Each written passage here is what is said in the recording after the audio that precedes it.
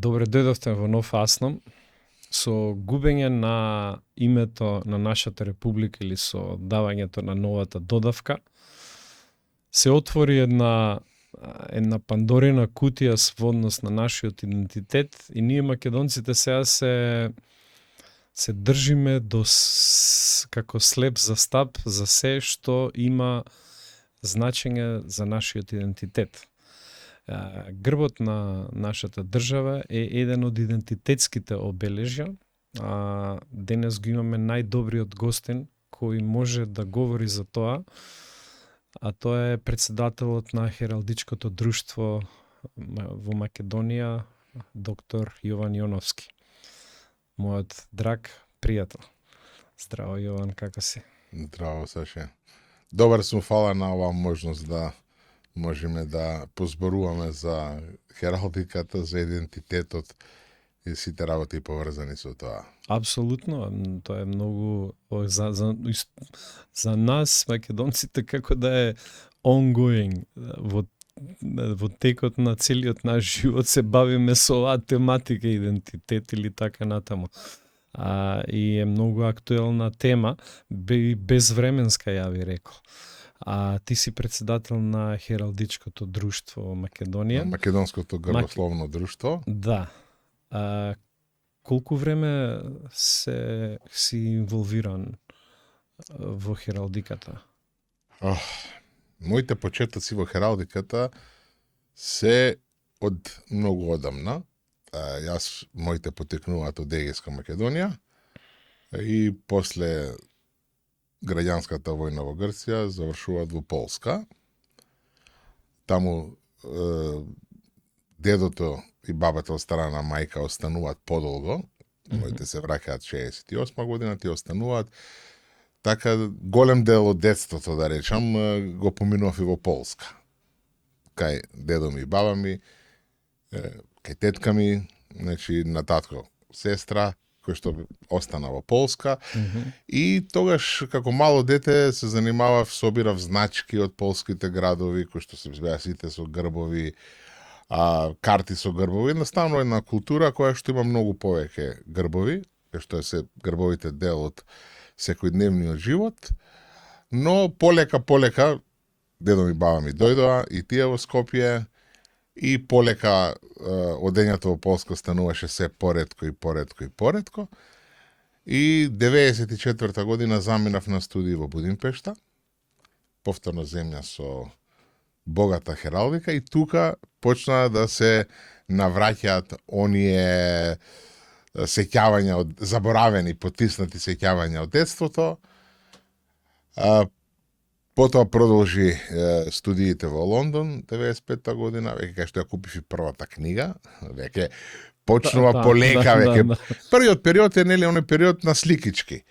Шубава сликичка лавче, такви нели тие варијанти. 94 година морам да кажам, значи после враќањето доаѓањето од Будимпешта, тогаш слушнав за книгата на Матковски, ја побарав, тогаш беше актуелна нели со грбовите на Македонија, на календари, на се и се што, и почна интересот полека да се зголемува, да зазема веќе официјално нешто, и потоа почна да се развива во научна дисциплина. Значи не само она колекционерска собирање значки како што беше претходно, туку почна изучувањето. Можам да кажам дека побитни моменти се 2009 година, тогаш во Нови Сад запишувам магистратура, и тогаш првпат се занимавам со научно проучување на македонскиот грб. Браво. И тогаш практично после она што беше познато од Матковски, кој што тогаш веќе беше доста старо. Да. Значи книгата на Матковски излезе на 70-та година, 90-та е фото издание, но после 71-та и 2-та година апсолутно нема ништо за македонскиот грб во Македонија. 90-та година малце се нели, потоа процесот за грбот веројатно ќе го покриеме и тој момент. Да. И 2009-та ја пишувам мојата, значи прва научна статија објавена во Македонски Хералд, и понатаму оди завршува тоа се со кронисувањето 2018 година со докторат Браво. по хералдика и вексологија поврзано со Македонија. Одлично. Значи имаш докторат Да, поврзано со Македонија. да, со сонцето и лавот како символи во грбовите и знамињата на Македонија. Исто така напиша книга, Да, имам неколку книги. неколку книги Да, во врска што се со... поврзани со... Овоја се надградба на сето тоа што Матковски го има напишано. Да. Значи И многу Матковски е навистина... пообемно и по... Да, Матковски има една огромна улога во македонската хералдика, но во тој момент, значи 70-та година кога ја пишува книгата, отприлика тука застанува. Дали се инволвиран во некои други вие сте поврзани со други меѓународни организации и така натаму? Да. Значи јас сум член на меѓународната академија по хералдика, што би се рекло академик. Понатаму што се однесува до тие сум исто така доста вклучен во ФИАФ, тоа е здруженијето, односно тоа е како би се федерација на здруженија по вексилологија, тоа е за знамињата, кој што пред 2 години ми ја има дадено својата највисока награда, лауреат на федерацијата. Тука се околу 6-7 луѓе, ако не се лажам, во светот, кои што докторирале на прашање од вексилологијата. Одлично. Иначе, сум член на доста здруженија.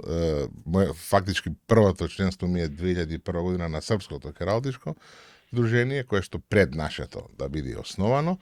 Потоа на бугарското, кое се основава 2004, па хрватското и другите со кои што имаме прекрасна соработка, разменување на информации, предавања и така. Значи, вие постоите од 2004-та? 2003, да. Тоа е веќе 21 година, браво. Така доаѓа, да. Сега, дали лично ти или вашето здружение покажало интерес дали актуелниот грб на нашата држава да се смени или не? Да, значи предлогот што беше 2014 година беше наш предлог. Каков беше? Можеш да ни кажеш повеќе? Еве го тука, може да го покажеме. Да, тоа е нели црвениот лав на жолт штит со круната горе. Да. Значи црвениот лав, дека. Браво. Што ќе ми кажеш за овој грб? Тоа е практично преработен грбот на Александар Македонски, припишаниот грб на Александар Македонски, од Жером де Бара. Значи, од грбовникот на Жером де Бара. Кој е Жером де Бара? Жером де Бара, авторот на грбовникот. Да, значи, ликот на Александар Македонски и припишаниот грб на Александар Македонски се многу битни, многу важни во хералдиката општа на Европа. Може да не кажеш повеќе за тоа? Апсолутно. Значи, грбот, припишаниот грб, значи морам да направиме сега тука една дистинкција. Хералдиката започнува некаде 12-тиот век. Нели, пред еден месец прославувавме јубилеот, кога нели, се зема дека од 1128 година првиот доделен грб во Франција. Да, Англија. Да. Маце комплициран тој период, тој норманското освојување на Англија, титулата е крал на Англија. И понатаму, значи, во следните векови, 12, тоа е до крајот на 12 до 13 век, хералдиката станува многу популарна и почнуваат да им се припишуваат грбови на историски личности. Луѓе кои што живееле многу одамна, кои што не можеле да носат грб, значи може на штитот имале нешто, но не грб во таа позиција дека е наследен, дека е постојан символ. И од тогаш, значи од практички од 13 век, се појавува идејата за Александар Велики со свој грб. Значи, уште од најстариот ракопис е негде околу 1230 година, во кој што се најавува лавот како грб на Александар Македонски, како припишан грб на Александар Македонски.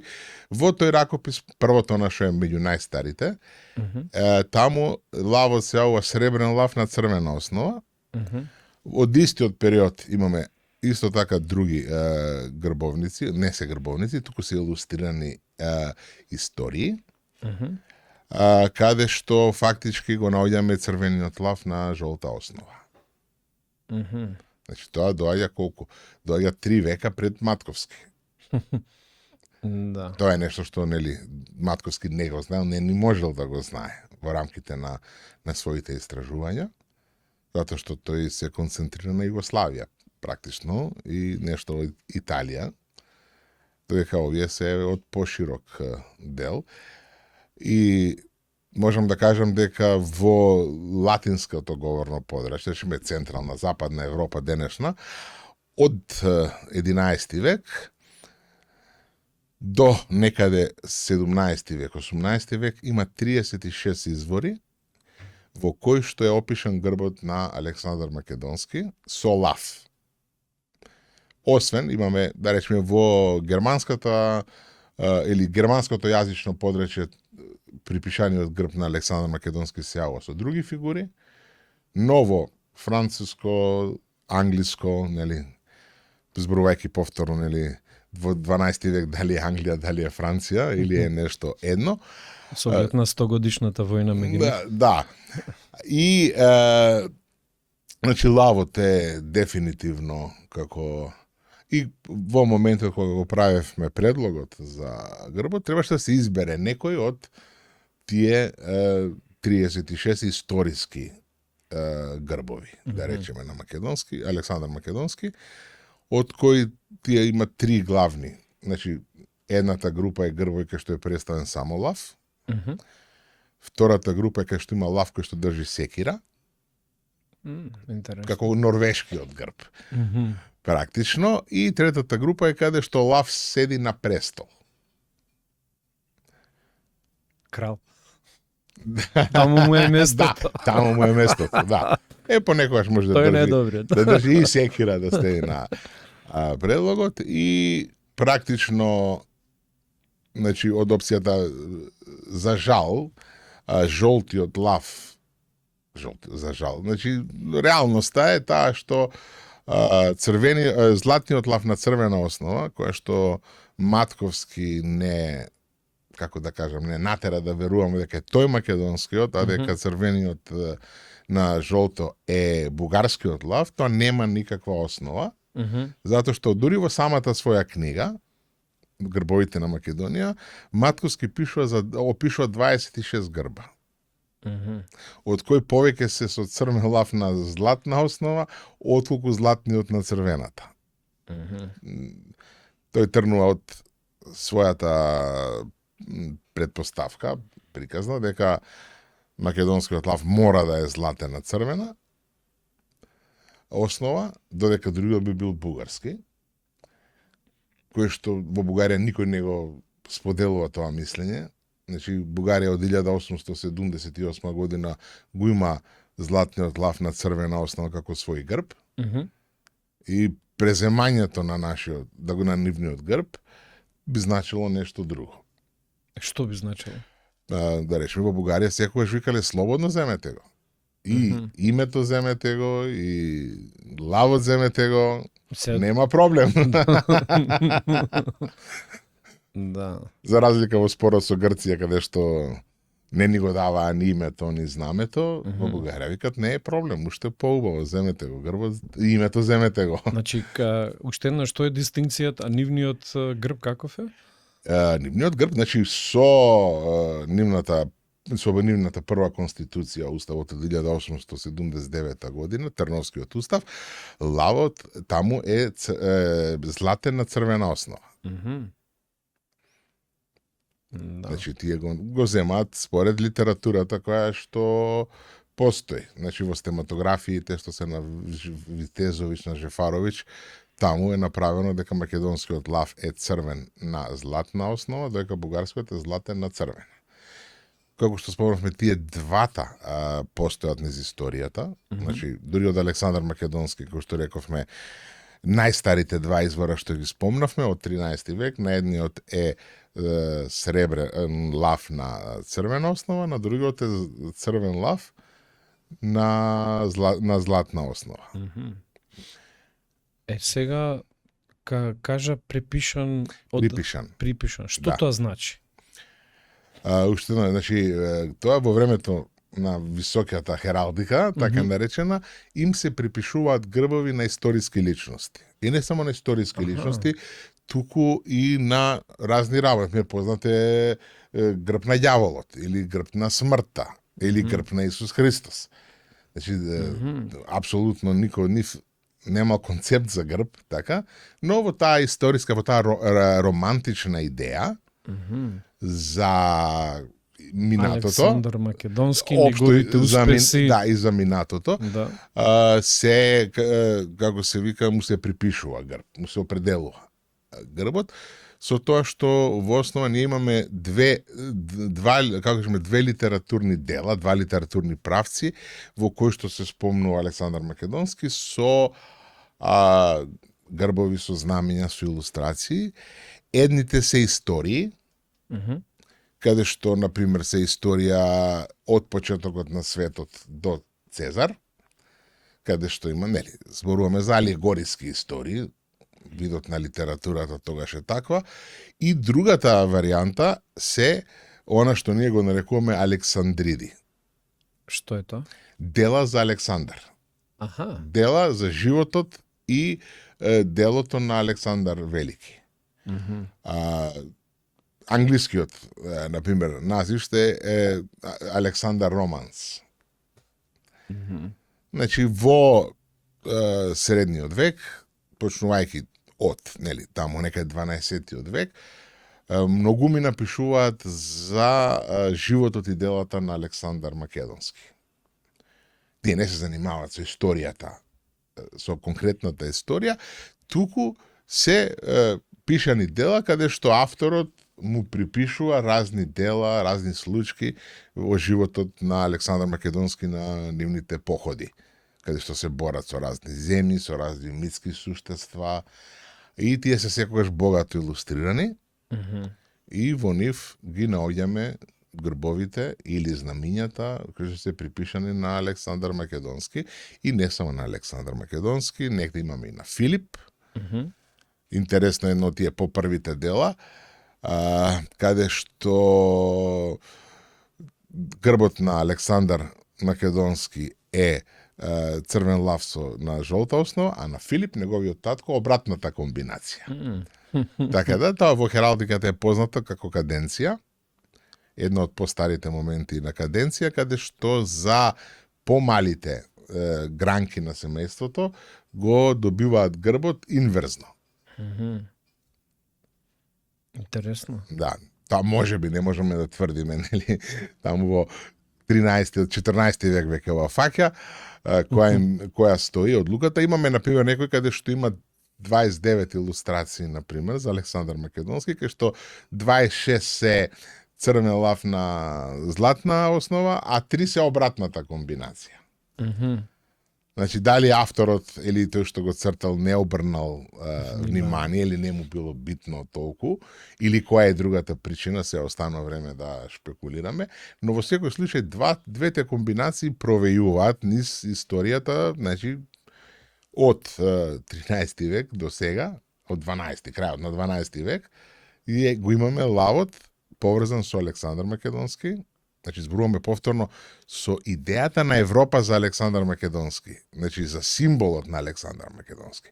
Тие не се занимавале кога се родил Александар, кај се родил, каква му била државното уредување, каква војска имал, не, туку бил мит за еден велик победоносец, еден голем војсководец, и она што е исто најбитно, како символ на витештво. Значи, во сваќањето на витештвото во 13-14 век, Александар е еден од примерите. И уште една друга многу битна варијанта, а тоа е девете достоинственици.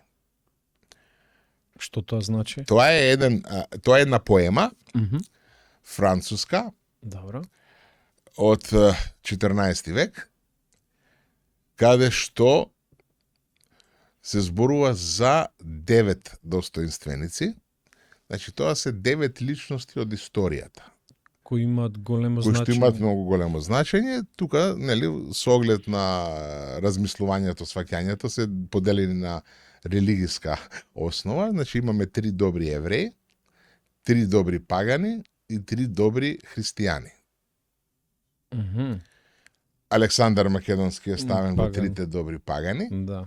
Така, и тие 9 достоинственици потоа се јавуваат како центар скоро во сите грбовници. Значи, стануваат еден многу битен елемент. Значи, скоро да нема средновековен грбовник, кај што ги нема 9 достоинственици. Како што, например, ги има трите магови од раѓањето на Исус Христос, 3 мудреци, кои што исто така им се припишани грбови, и тие се јавуваат на секаде. И не само во грбовници. Значи, се јавуваат и на камена пластика, на споменици. Најстариот е, да речеме, во Келн, во градската куќа во Келн. Конструкцијата на тие од 1300 и не се сеќавам точно моментот сега која година, 360, ако не се лажам, каде што е представен и Александар Македонски. Сега битно е дека многу често авторите кои што ги цртаат, тие им ги менуваат меѓусебно грбовите. Кој ќе кажеш менуваат меѓусебно? Например, најстабилен грбот е на цар Давид, добриот евреин. Тоа е с златна харфа на сина позадина.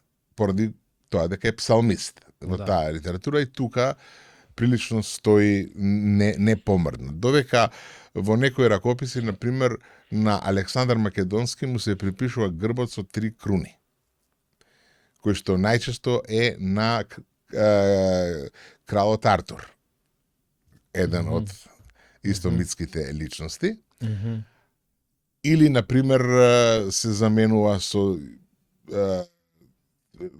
кај што е лавот на престол, кој што е на Хектор од Троја, во различни. Значи, тие се тука грбовите, 9, и веројатно различни автори кои што ги прават, понекогаш прават комбинација, дека не име баш, затоа што сепак зборуваме, нели, за алегориски работи, зборуваме за види, некаде што не е тоа строго, и затоа ние кога ги проучуваме, ги делиме грбовите со лав и сите останати, затоа што има и други комбинации, но овие со лав се убедливо најраспространети. Да, значи ова е како авторите гледаат на Александар, а не како Александар сам се обележувал. Да, значи затоа што ова станува збор многу векови подоцна, зборуваме 16 векови подоцна. Сега сите овие романси се темелат практично на делата што се од 3-тиот век за Александар Македонски, од псевдо Калистен, и од Руф, кои што зборуваат за животот на на Александар Македонски, додека сите овие дела, затоа што на тој начин функционира литературата, тие всушност си ги прераскажуваат авторите делата. И како поминува времето, се повеќе и повеќе. Тоа е литературниот дел, литературниот стил, каде они што си додаваат. И идејата за зашто лав на Александар Македонски потекнува токму од тие пишувања, кога што Олимпија станува бремена, според, нели, митот, Олимпија станува бремена, и се прашуваат машко ли ќе биде, женско ли ќе биде, што ќе биде, и на нејзиниот стомак се исцртува лав, според митот. И од тука, нели, лавот му се припишува како символ на Александар Македонски, многу подоцна. И потоа тој символ од грбот на Александар Македонски припишаниот веќе преоѓа во грбот на Македонија. Крвот на мајка. Многу интересно. Да. Сега, кога се работи, ова беше предлогот вие кој го Да, дадовте во да. 2014, ако Да. не се лажам. Да. Што се случи тогаш? Бомбите почна. Ао.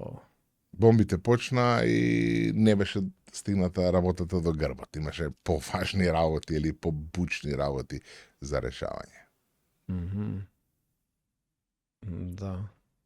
Дали мислиш дека ќе успееме да го мислам да го оваа држава да го имплементира? Тоа Кои би биле позитивните аргументи за да биде овој грб на нашата држава? Затоа што тоа е, да речеме, историскиот грб, нели, ако не станува збор за единствен. Значи, Македонија како држава во минатото ние немаме грб. Значи, затоа што тоа се земски грбови. Значи, грбови на земја. Земја неопределена во смисол на апарат државен. Затоа што грбовите може да имат само конкретни нешта. Значи, државата е конкретно нешто. Се знае, нели, која е границата, која е управата, внатрешна територија, нели, сите оние атрибути на земја. Додека земскиот грб представува грб за обележување на земја како идеја, како на символ. И тоа го имаме во балканските земји, нели, почнувајќи, но тие со текот на времето од земски грбови идеи почнуваат да стануваат реални грбови. Затоа што поголемиот дел од земјите после осамостојувањето од Отоманската империја ги превземаат тие грбови од практично од стематографиите. Што ги земат, еве го нашиот грб, тој треба да е грбот. Стематографии. Да, вака, значи Што тоа значи? Стематографија значи збирка на грбови. Тоа е двете, односно едната со преводот, најпознатата ни е на Витезовиќ стематографијата, 1701 година направена, во која што се собираат 56 земски грбови на земји во кои што се зборува славјански. Пишане на латински и потоа Жефаровиќ во 1741 година, повторно во Виена, исто како другата, но на славјански, ја преведува со истите цртежи, практично со истите грбови, и таа се печати.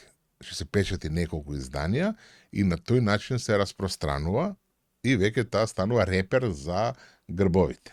Во стоматографиите македонскиот грб е прикажан со црвен лав на жолта основа. И од тука тие веќе почнуваат да се шири, да се публикува, да се, како да речеме, се превзема, и веќе од тие почнуваат да влегуваат, да речеме, како што е на Рилскиот манастир, каде што на олтарот има 4 грба, меѓу кои грбот на Македонија превземени од нормално од стематографиите, каде што е црвен лав на златна основа. Значи, тие влегуваат, бугарите, рековме, 1879 година со Трновскиот устав го земаат тоа што го има, што го видува во тогашните книги, така, се објавени. Србија исто така, го зема грбот од Србија, значи со практично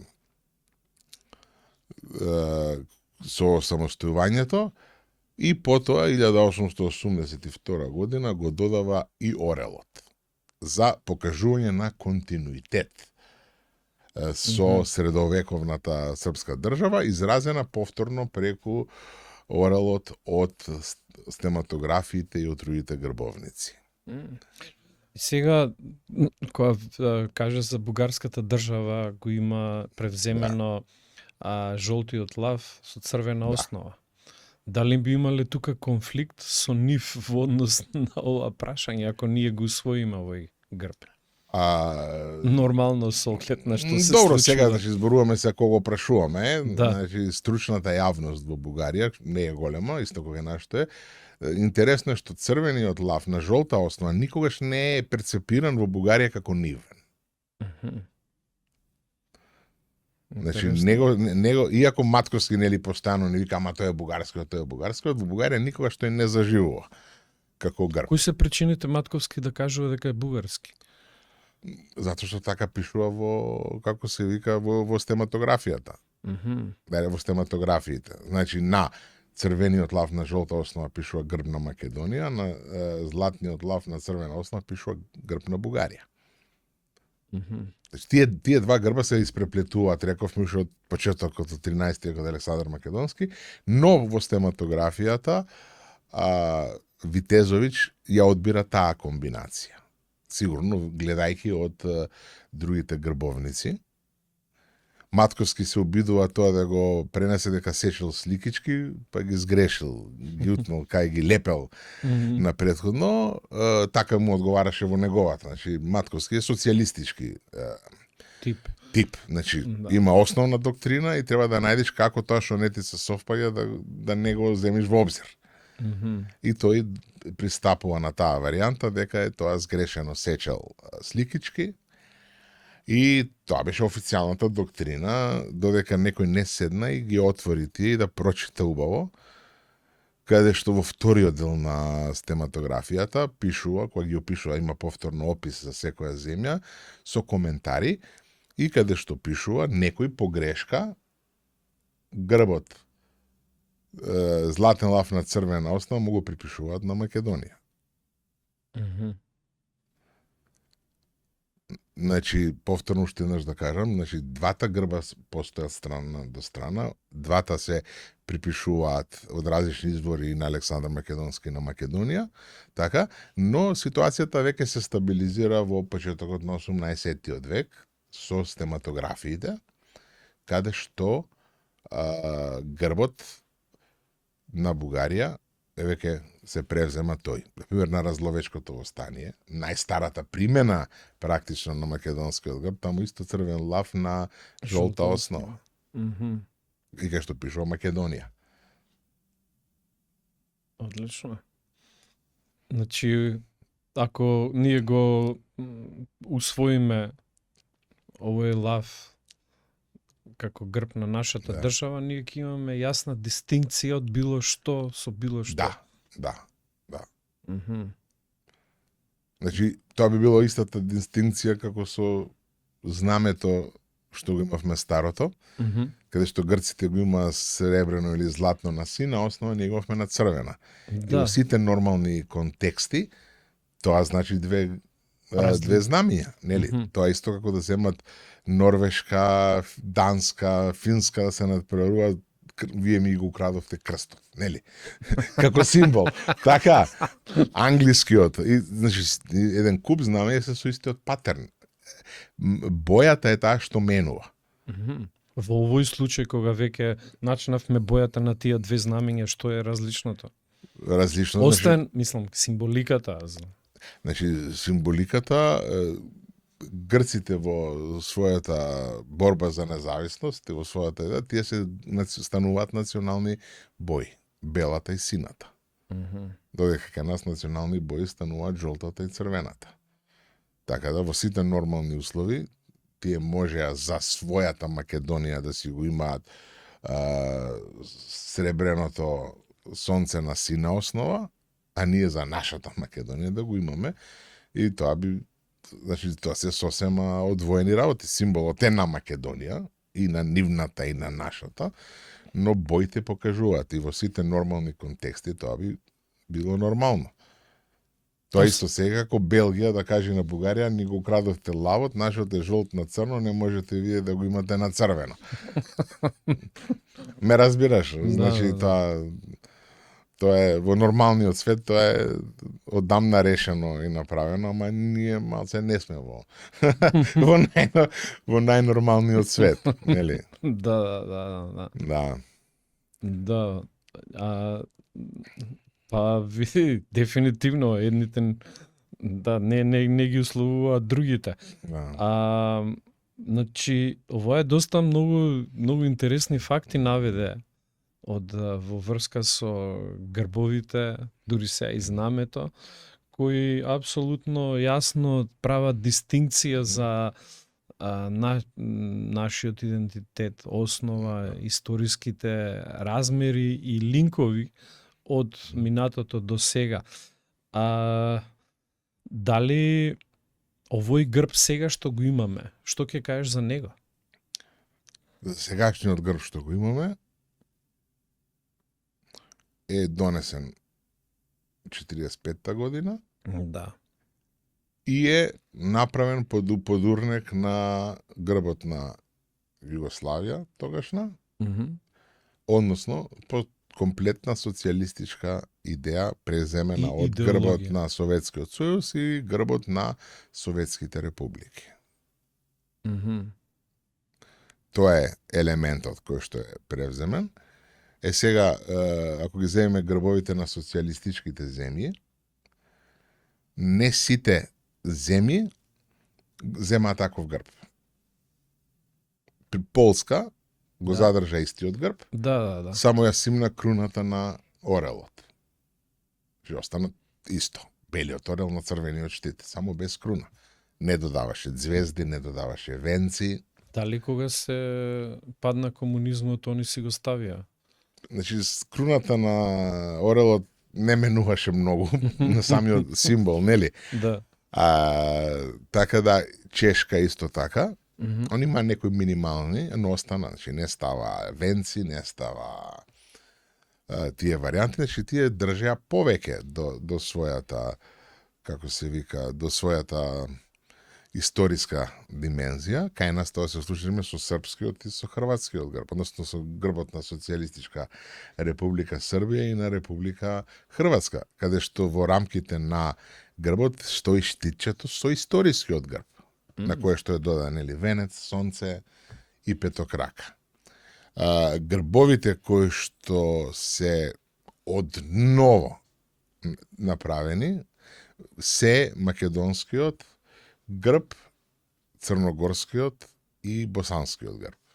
Односно на Социјалистичка Република Босна, на Херцеговина, на Македонија и на Црна Гора. Додека, рековме, Србија и Црна Гора ги адаптираат своите историски грбови. Истото се случува со Бугарија и со Албанија, каде што историските грбови ги додаваат со венци, со петокраки и со сонце. Сонцето исто така дел од социјалистичката хералдика, така сонцето на нашиот грб не е примерен символ. Кој кажеш примерен символ, што тоа значи? Во однос на хералдиката? Ние на грбот немаме сонце, како примерен символ.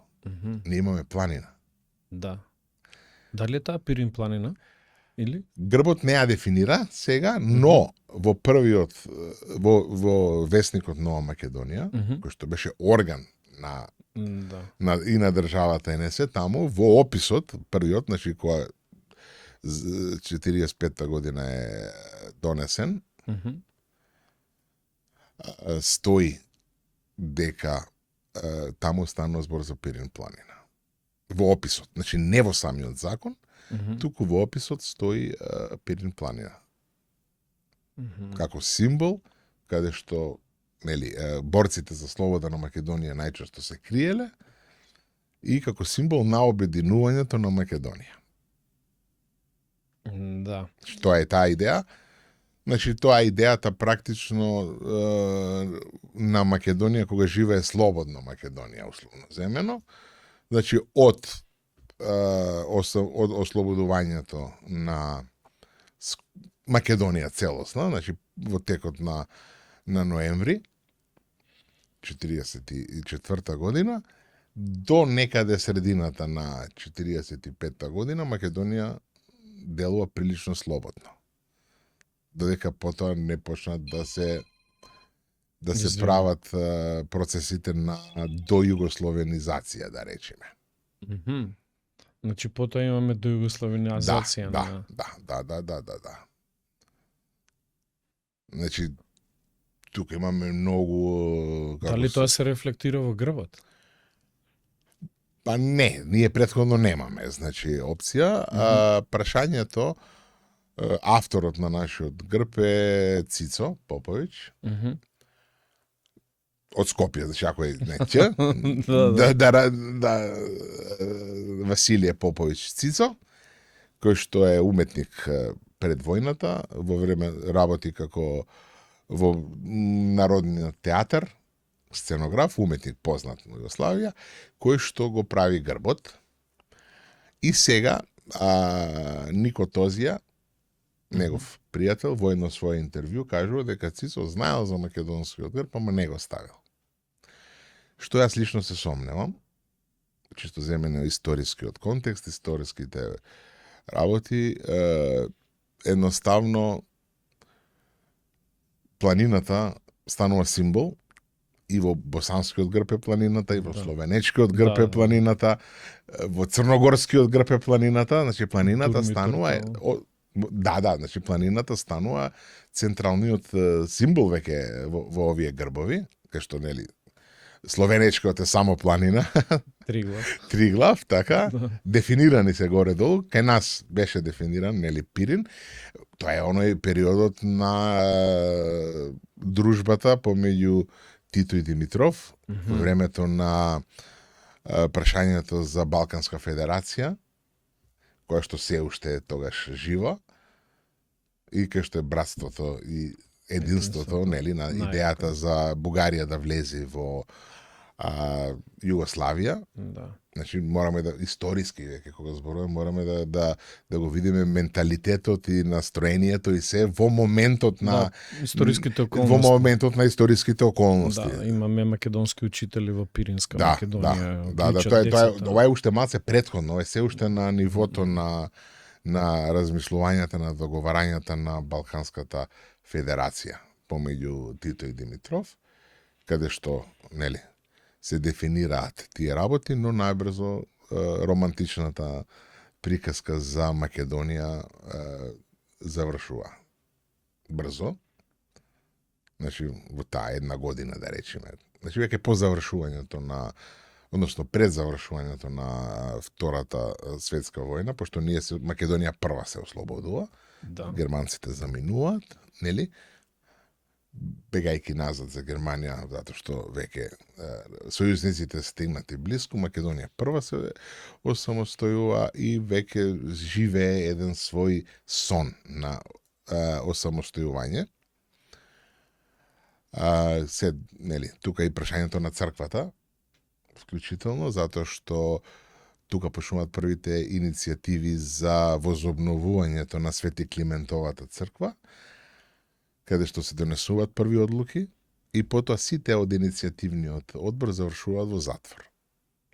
Кога веќе почнува и во словенската варијанта, затоа што се смета дека тие процеси се дел од иредентата, односно национализмот, кој што Југославија сега треба, нели, да се направи. Го супресира. Да го супресира, што е нормално. Држава со толку многу нации кој ги остави сите, нели, Србија и Хрватска само што завршија со една братоубиствена крвава војна, и мора да се најде нека друга идеологија која што ќе ги обедини, кој што ќе се обиди да ги исцели раните меѓу нив, и од тука доаѓа развојот на македонската историја во тој како да речем, не знам како да речем, постромантичарска фаза.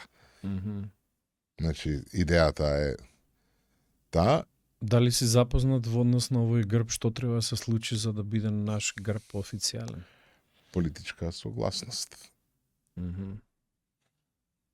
Тоа е распоредот на силите, затоа што символот грбот спаѓа во оние грбови закони што се добиваат со двотретинско мнозинство и со Бадентер. Да. Бадентер. Дефинитивно. Предлогот го имаше Бадентер. Да? Да не беше, бомбите почна и претходно, ама уште не беа сериозно. Веќе, значи, кон крајот на 14-та година, кога требаше веќе да се донесе, бомбите веќе станува се повеќе и веќе не беше прашањето за грб толку актуелно. Важи.